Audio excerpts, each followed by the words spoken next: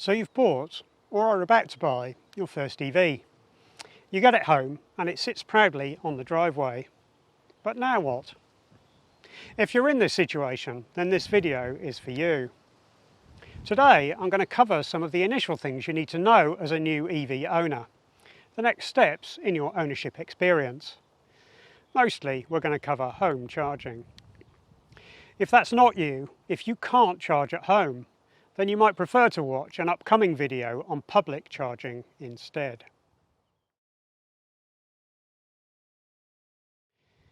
If you've had an ICE car before, then your first EV experience might seem a little daunting. How we get energy into an EV is a bit different from how we do so in cars using petrol or diesel. Don't panic though, hopefully this video will help. And if it doesn't, drop me a question in the comments section and we'll see what we can do. Okay, so the first thing we need to work out is your regular charging routine, what you will do most of the time. For most of us, we have a regular place to charge, and that's what we get comfortable with first. Before we go any further, let's explain a couple of basics so that we're all on the same page. There are two main categories of charging we can do, and pretty much all cars offer both, so we need to understand the differences. These two top-level categories of charging are AC charging and DC rapid charging.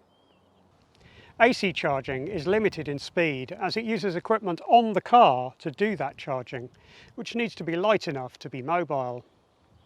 Making it light enough is what limits the speed of charging by and large. AC charging is intended for when we will be at a location for a long time, such as at home or at work. This is for a slow, steady trickle, such as an overnight charge. In contrast, DC rapid charging uses a charger on the roadside to get energy into the battery. DC rapid chargers are very big, very heavy and very expensive, and are not something we'll have at home. DC rapid charging is therefore for another video. Home charging is about AC charging. AC charging is split into two separate levels, level 1 and level 2, which depict the speed of charging as well as the mechanics of how we do it. Level 1 is the slowest. It uses a portable cable with a box in it that does the communication with the car. Level 1 charge cables, also known as granny cables, often come with the car, but not always. You can buy them separately if needs be. For example, this master plug cable that I have can be bought from Screwfix or similar. This sort of cable, being portable, simply plugs into a regular wall socket. We need to keep the wall plug dry, and usually the box as well, but the other end of the cable is suitable for outdoor use. This type of cable is the cheapest option, but it's also the slowest. So as to avoid overloading the socket we plug into, we're limited to a very slow charge. In the UK, that's 2.4 kilowatts maximum. Whilst we call these 13 amp plugs, and they are capable of supplying 13 amps a maximum, they are not rated for 13 amps for a long time. So in fact, the legislation limits the maximum draw to less than that for one of these, and we don't want to bypass that limit. If we do the maths, we can see that the 52 kilowatt hour battery in my Zoe is going to take a very long time to charge from empty to full, the best part of 24 hours. However, it's rare that I need to go from completely empty to completely full, so it's much more manageable than it might first appear. I did level 1 charging for 5 months when I first got my EV, giving me plenty of time to choose what level 2 charge point I wanted, exactly where I wanted it mounted, and who I wanted to do it. Level 1 charging your car at home is an easy first step if you have a socket available to use. However, it's difficult to recommend level 1 charging as your long-term solution. Portable charge cables don't quite offer all of the safety features we get on other things. They are unlikely to offer open pen fault detection, for example. Furthermore, the plug and socket used to connect it adds an additional point of failure. Some people do make do with level 1 charging indefinitely, but having a permanently installed charge point is a good step, both in terms of safety and usability, so I recommend that being a future goal. Level 2 charging is capable of delivering more current than we're able to pull from a wall socket, so this type of charge point needs installation. It is permanently connected into the wiring of your home. Buying it and having it installed is going to cost in the region of £800 to £1,100 in the UK. Therefore, we cannot consider a level 2 charge point to be a cheap solution. However, a good quality charge point should last you a good long time, all being well, so consider it an investment in your home. Because it's hardwired, a level 2 charge point can supply more current to the car, and thus the car can charge faster this way. With this type of charge point, we're going to allow the car to pull a maximum power of about 7 kilowatts in the UK. So my Zoe will be able to do that empty to full charge in more like 8 hours. I can plug it in when I get home, and it's guaranteed to be fully charged in the morning. It's as if the electron pixies have refueled the car while I slept. If you choose to get a level 2 charge point, then there are a couple of decisions to make. The first, before we go much deeper, is the discussion of the cable. Whether you want tethered or untethered. This refers to whether the cable to the car is hardwired to the charge point or not. A tethered charge point is one on which the cable is permanently attached. The benefit of that is that nobody can walk off with the cable, not without going to extreme lengths anyway. For me, this format is more convenient. You simply plug the cable into the car and you're done. However, untethered can make sense in some situations. A tethered charge point comes with a predetermined length of cable, and that length is limited. If you need more length, then consider going untethered. I had a viewer comment on a previous video. They have a caravan parked between the obvious charge point location at the house and their car. So they got an untethered charge point, plus a very long cable from a third party, which worked around that problem for them. Note that the cable is locked to the car and to the charge point while the car is charging, and remains so while the car is locked, so the cable can't be removed in those situations. However, when it's unplugged from the car, someone could theoretically take it. You either need to permanently fix it in some way, such as a bunch of cable clips screwed to the wall or whatever, or lock it away when not in use. Otherwise, it might not be there when you need it. Some people may prefer the look of a charge point with the cable disconnected, so that's another thing to consider. But there is one more reason for considering an untethered charge point, and that's the exceptions to the usual rule. In Europe, we use Type 2 for our charging connector. It's legislated that everything must use that connector. The Type 2 standard offers optional 3-phase connections, rather than the single-phase connection that Type 1 would limit us to. But before the EU standardised on Type 2, some cars were fitted with Type 1 connectors. This is the connector that was being used in some other parts of the world, most notably the United States, Canada and South Korea. One of the cars that escaped the standardisation was the Nissan Leaf. If you get a Leaf, or a few other very old EVs, then you need a Type 1 connector to plug into it. Were you to choose a tethered point for it, you would have to choose a Type 1 charge point. However, you can easily buy a Type 2 to Type 1 cable, so if you have a Leaf, or an extremely old first generation Kia Soul, or the Mitsubishi iMEV, or the Citroën or Peugeot equivalents to that, then you might consider getting an untethered Type 2 charge point, plus a converter cable that suits your car.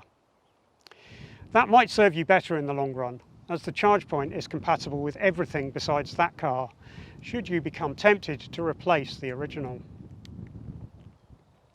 Once you've made a decision on the style of charge point you want, then you'll start to look at makes and models. There are various, and I'm sure many of them are good. But one thing to bear in mind is that some are more intelligent than others. All level 2 home charge points in the UK are required to be smart. What that means is that they're capable of avoiding charging during the part of the day with the heaviest electricity demand. That's usually about 4 p.m. to 7 p.m. in the UK. A smart charge point won't charge at that time by default, although you can override that with the touch of a button if you ever need to. However, there is another higher level of intelligence that the charge point can offer, and that's to let your energy provider control it. If you want to do that, which some of the cheapest home energy tariffs depend on, then you might need something a bit more special. Either the car or the charge point must be compatible with the desired tariff. So if that's of interest, then check on the energy provider's website whether the car is compatible. And if not, consider getting a charge point that is compatible instead. My situation is a case in point. I wanted an intelligence feature that the car, the Zoe, itself doesn't offer. So I got a charge point that offered it, namely the Omi Home Pro. That is compatible with Intelligent Octopus Go, the energy tariff I use. So I'm eligible for that tariff no matter what car I have. I don't have to choose the car based on whether it's compatible with the tariff. I really like my Home Pro and I would recommend that other people consider it. But my brother made a good point that's worth bearing in mind. To do its intelligent, it connects to the internet via a mobile data connection. It can't be connected to your home network in any way. Therefore, you need to be able to get a decent mobile signal where you're going to install it. If you live in the middle of nowhere or intend to put it in a basement garage, then you should probably go for something else. I'll put a link to a more detailed video on home charging the Zoe on the end screen, as well as in the description, in case you want to know the details of why that was the right charge point for me. If you consider getting a Zoe, then have a watch of that. Bear in mind that there is often a wait of about 4 weeks or so between order and installation of a level 2 charge point. The companies doing the installations are often quite busy. That's one reason why starting off with level 1 charging can be quite useful. Charging with either a level 1 or level 2 charge point is the same process. We need to release the charge flap of the car. How you do that can vary a bit between cars, so that is something you need to look up in the manual. With that done, we simply plug in and ensure that the charge point is set to charge to an appropriate schedule, which might vary a bit by charge point. In my case, I simply enable it using my Omi app.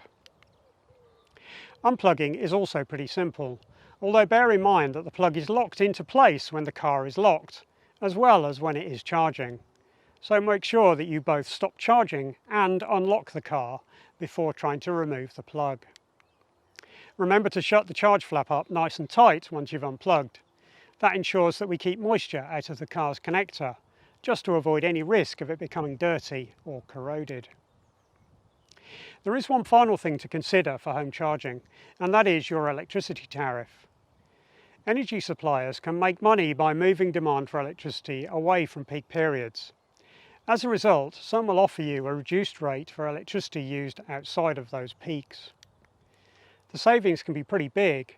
The cost of electricity for your EV can be less than a third of the regular per unit cost. So it's a great way to save on the cost of fueling the car, if you can. There are price comparison sites to check and videos by other people to watch to get the latest details and best buys, if that's of interest. Do your research and you might save a lot of money. However, those savings generally only apply if you have a level 2 charge point. They generally rely on you charging within a relatively short time window, and so you need to be able to charge quite quickly in order that the amount of energy fed to the car in that limited time period makes all that much difference to your charging costs. Changing tariff might be worthwhile, but you should probably get your charge point finalised first.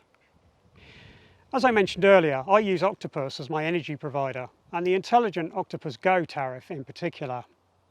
If you aren't already an Octopus Energy customer and decide to switch, then I have a referral code that each of us benefits from should you choose to use it. That link is available in the description, along with a summary of the benefits of using the referral program for each of us. Okay, let's touch on a couple of quick points regarding troubleshooting any charging issues. There are a couple of things that might cause charging to go slower than you expected or not start as intended, which we should cover. The first of these is scheduling. Most cars offer the ability to set a charge schedule through the infotainment system. In addition, some charge points offer the same thing, and then some energy tariffs do so as well.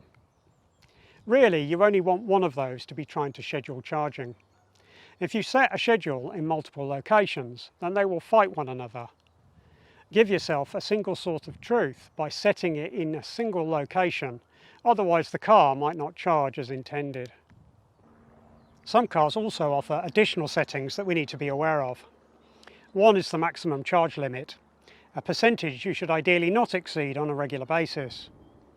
If you have that set, then the charging will stop at that percentage and go no higher. Try to remember that setting exists and change it if you intend to do a road trip and want a full charge before you leave. Another setting offered in some cars is the maximum charging current. If you change that from its maximum, then the car will charge slower. So you need to take that into account when trying to work out how long the car will take to charge. It's especially important if you hand control of scheduling to your energy provider. They need to know to calculate the schedule based on the charging speed the car will actually achieve. The final thing to mention is about the cable you use if you have an untethered charge point. A charging cable contains a resistor that specifies what current it's capable of carrying. If you use a low capacity cable, then that will slow things down. Most of the time the cable comes with the car and will be the right one. However, if you buy the car second hand, then it's possible that someone has put the wrong cable in. And if you buy one yourself, then you should buy a 32 amp cable for a car that can charge at 7 kilowatts. Using a 16 amp cable will cause the charge speed to be derated so that the cable doesn't overheat. Well, that's it for this home charging guide. Hopefully you now have a better understanding of the categories of charging, with only AC charging being relevant at home. Then we talked a bit about slow level 1 charging and faster level 2 charging, and the charge points we might use for each.